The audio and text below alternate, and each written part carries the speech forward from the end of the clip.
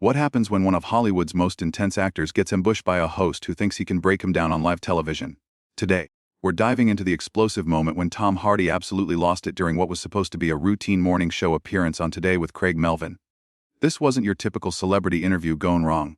This was a masterclass in how not to interview someone, and Hardy made sure everyone knew it. Before we get into this incredible breakdown, make sure you hit that subscribe button and drop a comment below, because you're going to want to discuss this one. Trust me, what you're about to see will have you questioning everything you thought you knew about live television. It started innocently enough. Tom Hardy walked onto the Today Show set that morning wearing his signature leather jacket, looking every bit the brooding actor we all know and love. Craig Melvin greeted him with that practiced television smile, the kind that doesn't quite reach the eyes, and Hardy could sense something was off from the moment he sat down.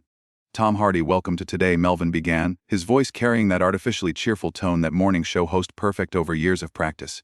"Great to have you here. Thanks for having me," Hardy replied, settling into his chair with the casual confidence of someone who's done 1,000 of these interviews. His voice carried that distinctive gruff quality that made him perfect for roles like Bane and Venom. But Melvin wasn't interested in the usual promotional small talk. He had an agenda, and it became clear within seconds that this wasn't going to be the standard celebrity puff piece that Hardy was expecting. "So Tom, let's talk about your latest project," Melvin said, leaning forward slightly with the predatory instinct of a journalist who thinks he's about to land a big story. "But first, I want to address something that's been circulating online. There are some pretty serious allegations about your behavior on set." Hardy's expression shifted almost imperceptibly. Anyone who knew his work could recognize that look, the same intensity he brought to his most challenging roles, but this time it was real, and it was directed at the man sitting across from him. "What allegations would those be?" Craig Hardy asked, his voice remaining calm, but with an edge that suggested Melvin was treading on dangerous ground. "Well, there are reports from unnamed sources suggesting that you've been difficult to work with, that you've had several heated confrontations with directors and fellow actors. Some are even calling you unprofessional." The studio audience, which had been buzzing with the usual morning show energy, fell silent. This wasn't the light-hearted banter they'd come to see. Even the camera operators seemed to sense the shift in atmosphere. Hardy stared at Melvin for a long moment, his jaw working slightly as he processed what had just happened. "Unnamed sources," he repeated slowly as if tasting the words. "That's interesting, Craig. So you're telling me that you've brought me here under the pretense of promoting my work, but really, you want to ambush me with gossip?" "I wouldn't call it gossip, Tom. These are legitimate concerns raised by people in the industry." "People in the industry?" Hardy echoed, his voice getting quieter, which anyone familiar with his performances knew was not a good sign. "What people, Craig? Can you name them?" Melvin shifted uncomfortably in his seat, clearly not expecting Hardy to push back so directly. "Well, as I mentioned, they're unnamed sources, so I can't." "So you can't?" Hardy interrupted, his British accent becoming more pronounced as his irritation grew. "You can't name them because they don't exist, or you can't name them because you promised them anonymity while they spread lies about me." The tension in the studio was palpable now. Melvin tried to regain control of the interview, but Hardy was just getting started. "You know what I find interesting, Craig?" Hardy continued, not waiting for an answer. "I've been acting for over 2 decades. I've worked with some of the most respected directors and actors in the business: Christopher Nolan, Ridley Scott, Leonardo DiCaprio, Christian Bale. Funny how none of them seem to have any problems working with me." "Well, that may be true, but nothing?" Hardy cut him off again, his voice rising slightly. "You invited me here to talk about my work, about the craft I've dedicated my life to, and instead you want to play tabloid journalist with secondhand rumors." Melvin was clearly flustered now, his practiced composure beginning to crack under Hardy's relentless pushback. "Tom, I think you're overreacting. This is just standard journalism. Asking the tough questions." Hardy let out a short, bitter laugh. "Standard journalism? Is that what you call it when you can't be bothered to verify your sources or provide any actual evidence for your accusations?" The camera caught every micro-expression on both men's faces. Hardy's controlled anger was mesmerizing to watch, like seeing a master craftsman at work. Except this time the craft was dismantling a television host credibility in real time. "Look, Tom, I understand you're upset, but viewers deserve to know." "Viewers deserve to know what?" Hardy interrupted once more, leaning forward in his chair. "They deserve to know that you're willing to spread unsubstantiated rumors about your guests. They deserve to know that you think it's acceptable to waste everyone's time with this kind of tabloid nonsense." Melvin tried a different approach, his voice taking on a condescending tone that only made things worse. "Tom, I think maybe you need to calm down a bit. This is live television after all." That was the moment everything changed. Hardy's eyes flashed with something dangerous, and everyone in the studio could feel the shift. The controlled anger was about to become something much more explosive. The words "calm down" hung in the air like a lit fuse waiting to explode. Hardy's entire demeanor shifted in that instant, and anyone who had ever seen him transform into characters like Bronson or Alfie Solomons knew they were about to witness something extraordinary. Except this time it wasn't acting. "Calm down," Hardy repeated, his voice dropping to barely above a whisper, which made it infinitely more menacing than if he had shouted. "Did you just tell me to calm down on your show after you ambushed me with lies?" Melvin realized his mistake immediately, but it was far too late to take it back. His face went pale as he watched Hardy slowly rise from his chair, not in an aggressive way, but with the deliberate movement of someone who had reached the absolute limit of their patience. "You know what, Craig?" Hardy said, standing now and looking down at the seated host. "Let me tell you something about professionalism since you seem so concerned about it. Professional journalists do their research. They verify their sources. They don't invite guests onto their show under false pretenses." "Tom, please, let's just sit down." "And no," Hardy said firmly, cutting him off with a gesture. "I'm not sitting down. I'm not playing your game anymore. You want to talk about being difficult to work with? Let me show you what difficult really looks like." The studio audience was completely silent now. Some people holding their breath, others pulling out their phones to record what was clearly becoming television history. The cameramen kept rolling, knowing they were capturing something that would be talked about for years. Hardy began pacing slightly, his movements controlled but charged with energy.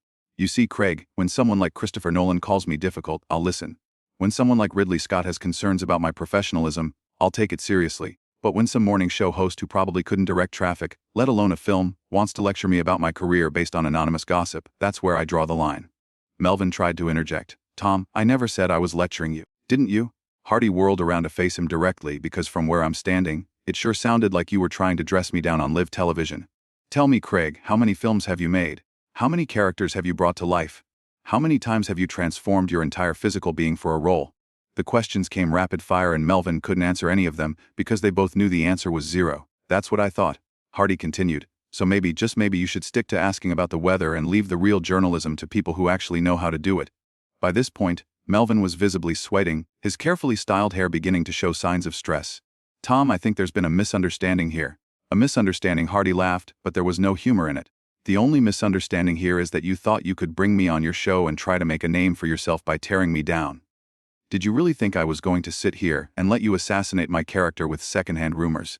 I was just doing my job." "Your job?" Hardy's voice rose slightly for the first time. "Your job is to entertain people in the morning. Maybe give them some celebrity news, talk about movies and books and feel good stories. Your job is not to be some wannabe investigative journalist throwing around unsubstantiated accusations." The camera operators were getting everything, every facial expression, every gesture, every moment of this complete destruction of a morning show host's credibility. This wasn't just an interview gone wrong. This was a masterclass in how to handle media manipulation. "You know what the really sad part is, Craig?" Hardy continued, his voice returning to that dangerously quiet tone. "I actually came here today excited to talk about my work. I was looking forward to discussing the craft, the preparation, the collaboration with other artists. Instead, you turned it into some kind of hit piece based on nothing but gossip." Melvin made one last desperate attempt to salvage the situation. "Tom, perhaps we can start over. Let's talk about your latest project." "Start over?" Hardy stared at him incredulously. "You think after what you just did, after you tried to ambush me with lies and then told me to calm down when I called you out on it, you think we can just start over like nothing happened?" The silence stretched between them and everyone in the studio could feel the weight of it. Hardy stood there, every inch the formidable presence that had made him one of the most respected actors of his generation, while Melvin sat in his chair looking like a man who had just realized he had bitten off far more than he could chew. "Here's what's going to happen, Craig," Hardy said finally, his voice carrying the authority of someone who had completely taken control of the situation. "I'm going to walk off this set, and you're going to sit there and think about what real professionalism looks like. And maybe, just maybe, the next time you have a guest on your show, you'll remember to treat them with the basic respect that any human being deserves." Hardy started to turn away from the desk, but then stopped and looked back at Melvin one more time. "Oh, and Craig," he said, his voice carrying that same intensity that had made Bane such a memorable villain. "Next time you want to play journalist, maybe try learning how to be one first." The words hit Melvin like a physical blow, and for a moment, it looked like he might actually try to respond, but Hardy wasn't finished. In fact, what came next would go down as one of the most brutal verbal takedowns in live television history. "Actually, you know what, Craig?" Hardy said, turning back to face him fully. "I changed my mind. I'm not walking away just yet because I think the people watching deserve to understand exactly what just happened here." Hardy moved closer to Melvin's desk, not in a threatening way, but with the confidence of someone who had already won the battle and was now explaining the victory to the audience. "Ladies and gentlemen," Hardy said, addressing the camera directly, "what you just witnessed is what happens when someone in the media thinks they can build their career by tearing down others. Craig here thought he could make a name for himself by trying to humiliate me with unverified gossip." Melvin tried to speak. "Tom, that's not what I'm talking," Hardy said without even looking at him, his focus remaining on the camera. "See, this is the problem with modern media. They don't want to do the hard work of actual journalism. They'd rather trade in rumors and speculation because it's easier and it gets more attention." The control room was probably in chaos at this point, but the cameras kept rolling because everyone knew they were witnessing something unprecedented. Hardy had completely hijacked the show, but he was doing it with such articulate precision that it was impossible to look away. "Craig invited me here under the pretense of discussing my work. Hardy continued. But what he really wanted was to see if he could rattle me. If he could get me to have some kind of breakdown that would make for good television. Well, congratulations, Craig. You got your dramatic television moment? Unfortunately for you, it didn't go quite the way you planned. Now Hardy did turn to look at Melvin, who was sitting there like a deer caught in headlights. Tell me, Craig, do you feel good about what you just did? Do you feel proud of the way you conducted yourself as a journalist? Melvin's mouth opened and closed, but no words came out. He was completely out of his depth, facing an opponent who was not only more intelligent and articulate than he had anticipated, but who had also completely flipped the script on him. I'll take your silence as a no, Hardy said, because deep down, you know that what you did was wrong. You know that ambushing a guest with unsubstantiated accusations is not journalism, it's character assassination. Hardy began walking around the desk, now not aggressively, but like a professor giving a lecture to a particularly slow student. You see, Craig, the difference between you and me is that when I do my job, I prepare. I research my characters. I understand their motivations. I work with my fellow actors and directors to create something meaningful. When you do your job, apparently you just throw mud at the wall and see what sticks. The audience was completely mesmerized. Some were filming with their phones. Others were just staring in amazement at this complete dismantling of a television host by his own guest. But here's the thing that really bothers me, Craig, Hardy said, his voice taking on an even more serious tone. It's not just about me. How many other guests have you done this to? How many other people have you tried to ambush with rumors and gossip? How many careers have you tried to damage for the sake of ratings? Melvin finally found his voice, though it came out as barely more than a croak. Tom, I think you're being unfair. Unfair? Hardy's eyebrows shot up. I'm being unfair. Craig, you invited me here. You lied about your intentions. You attacked my professional reputation with unverified claims, and then you told me to calm down when I defended myself, and I'm the one being unfair.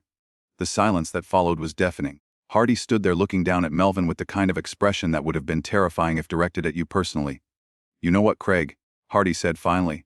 I actually feel sorry for you because this moment, this interview, it's going to follow you for the rest of your career. People are going to remember the time you tried to take down Tom Hardy and ended up destroying your own credibility instead. Hardy straightened his jacket and looked directly into the camera one final time. To anyone watching this who works in media, let this be a lesson. Treat your guests with respect, do your research, verify your sources, and maybe, just maybe, remember that the people you interview are human beings who deserve basic decency. He turned back to Melvin one last time. As for you, Craig, I hope you learned something today, though somehow I doubt it. With that, Hardy walked off the set, leaving Melvin sitting alone at his desk looking like a man who had just experienced a natural disaster. The cameras kept rolling for several more seconds, capturing Melvin's stunned expression as he tried to process what had just happened to him. The studio audience sat in stunned silence, unsure whether to applaud or simply stare in amazement at what they had just witnessed. One thing was certain, though. This was not the interview anyone had expected, and it was definitely not the outcome Craig Melvin had hoped for when he decided to ambush one of Hollywood's most intense actors. What you just witnessed was a masterclass in how to handle media manipulation and defend yourself against character assassination. Tom Hardy didn't just walk away from that interview. He completely destroyed Craig Melvin's credibility and showed everyone watching exactly what real professionalism looks like. Make sure you subscribe for more incredible moments like this and drop a comment below.